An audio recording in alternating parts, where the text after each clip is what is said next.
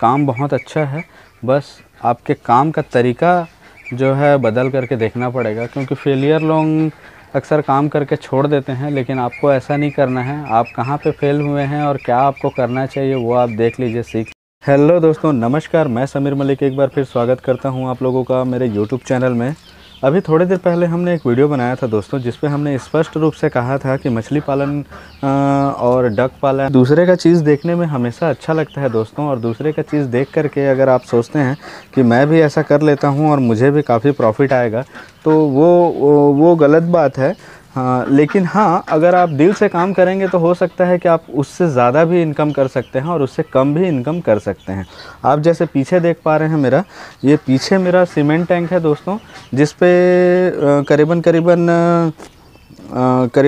1 2 3 और 4 एक साथ लगे हुए हैं। और इधर अगर आप देखें तो इधर ये जो बतख जो देख पा रहे हैं, इसके पीछे में एक है और वहाँ कॉर्नर में एक बहुत बड़ा वाला है।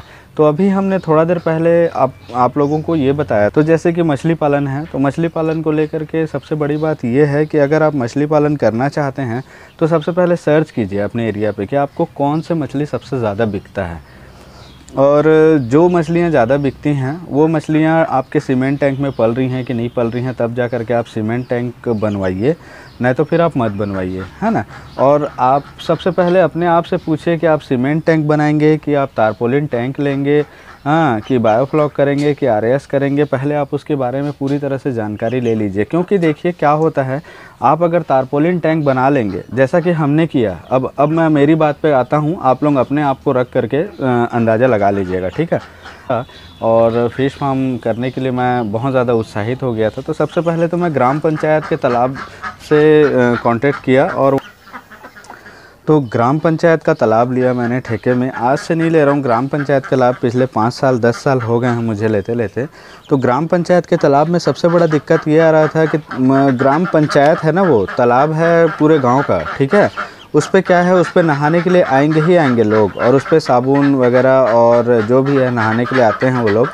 और वो खुला साइड में रहता है, आप उसको चारों तरफ से ढक नहीं सकते हैं, क्योंकि वो ग्राम पंचायत का तालाब है। अगर आप उसको चारों तरफ से ढक देंगे बोलेंगे जाली उली लगा करके, या आप अपना मर्जी नहीं चला सकते उसमें। अपना मर्जी सिर्फ आपको यही रहेगा कि आप उसमें मछली छोड़ सकते हैं, आप उसको मछली चोरी मत करना ऐसा भी नहीं बोल सकते, क्योंकि जो नहाने जा रहा है, अब हर कोई तो चोर है नहीं, है ना। आप कैसे किसी को बोल सकते हैं, तो किसी को आप ज़रा सा भी बोल नहीं सकते कि भाई आपने रात को मेरे तालाब में क्या करने के लिए गया था, क्योंकि जब तक आप उसको देख नहीं लेते तब तक आपसे वो चीज़ बोलने को होगा ही नहीं।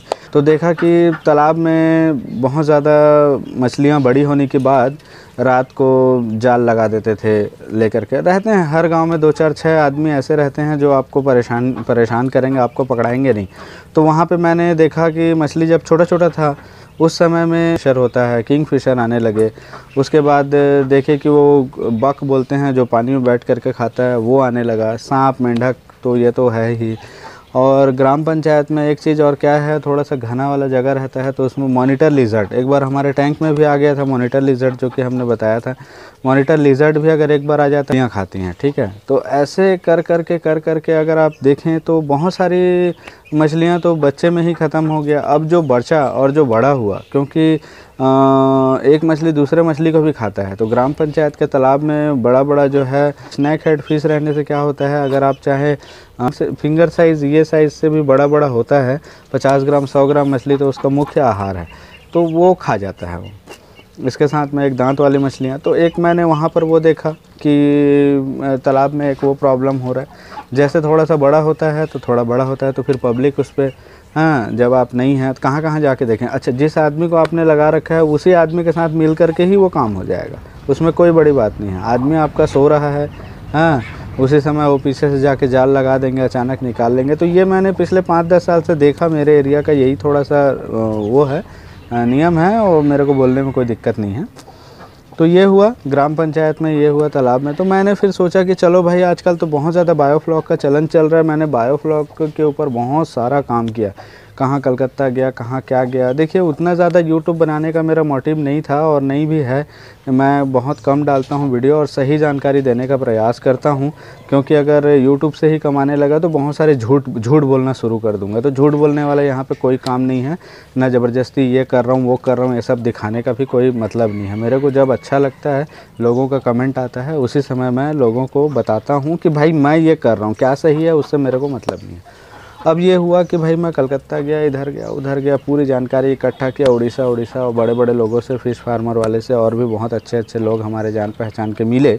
सबके रहते हैं, जब आप जिस फील्ड में थोड़ा प्रयास करने का कोशिश करते हैं तो एक दोस्त से दूसरा, दूसरा से तीसरा, तो कोई ना कोई ऐसा टकरा ही जाता है, मिलते ही रहते हैं, ठीक है।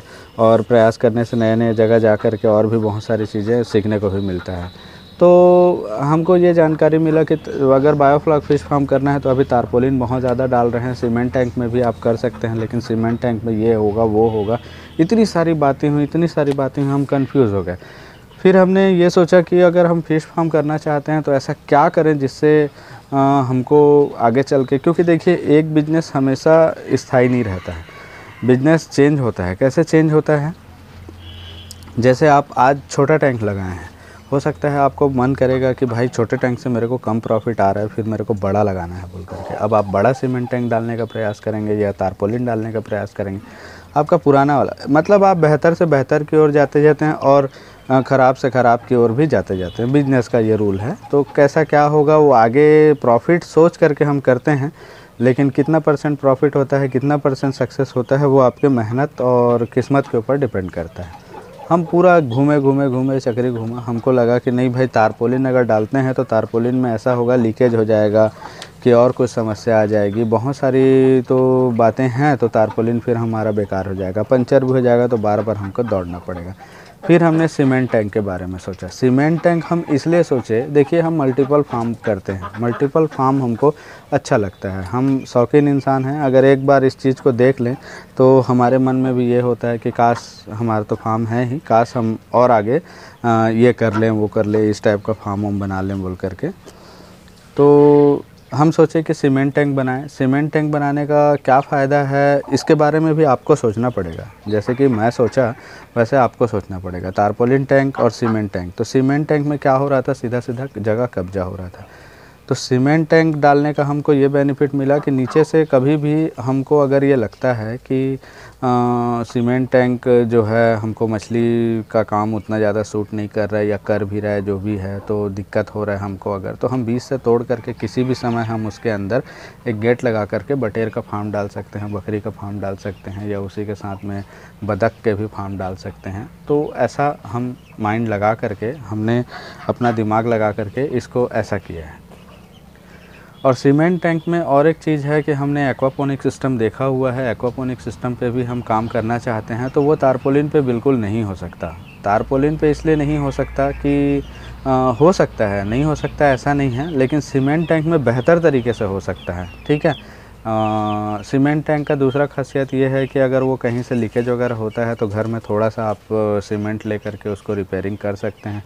एंड बैंड हुआ तो भी चलेगा, कहीं से लीकेज हुआ तो भी चलेगा, कोई दिक्कत नहीं है। लेकिन सीमेंट टैंक में जो जगह आपका कैप्चर हो रहा है, तारपोलिन टैंक क्या है, हटा देने के बाद आपका जगह ही जगह बच जाता है, लेकिन आप हटाएंगे क्यों? जब कोई काम कर रहे हैं तो अच्छे से कीजिए। तो हमको सीमेंट टैंक बेस्ट लगा। तो सीमेंट टैंक में आप दरवाज़ा काटिए और बच्चे डाल सकते हैं, नहीं भी काटेंगे तो भी आप बच्चे डाल सकते हैं, जैसे मैं करता हूँ। जो सीमेंट टैंक खाली रहता है, वाल को बंद करके उसके अंदर भूसा वूसा डाल करके बतख के बच्चे एक बैच निकाल लीजिए, बहुत बढ़िया, कोई दिक्कत नहीं है। मुर्गी के बच्चे डाल करके निकाल लीजिए। हमारा आने वाला समय सीमेंट टैंक के ऊपर में पूरा, जैसे आपने वहाँ पर बांस देखा हमारा दूसरे वाले तालाब में, वैसे बांस लगा करके उसके ऊपर पौधे लगा करके उसी का पानी सक करके उसी में जा करके फिर नीचे गिर करके, कम से कम पौधे रहेंगे उसी में, कुछ एरिया में हमारे मुर्गी के बच्चे रहेंगे, एक साइड से बीट गिरता रहेगा दूसरे साइड से। तो हम जो स्टार्टिंग में बात किए थे कि कौन सी मछली का चुनाव, देखिए सभी मछलियाँ सीमेंट टैंक में नहीं होती, या तारपोलिन में नहीं होती, बायोफ्लॉक RAS में नहीं होती। रोहू कतला, जिसको हम IMC बोलते हैं, कीजिए, क्योंकि इसमें करेंगे तो आपको उतना अच्छा रिज़ल्ट नहीं आएगा। इसमें आपको कर सकते हैं पंगास कर सकते हैं, सिंघी कर सकते हैं, तिलापिया कर सकते हैं। लेकिन ग्रोथ के मामले में अगर बोला जाए, हाई डेंसिटी के मामले में बोला जाए, तो आपको ऑक्सीजन से लेकर के हर चीज़ बारीक को समझना पड़ेगा, ठीक है।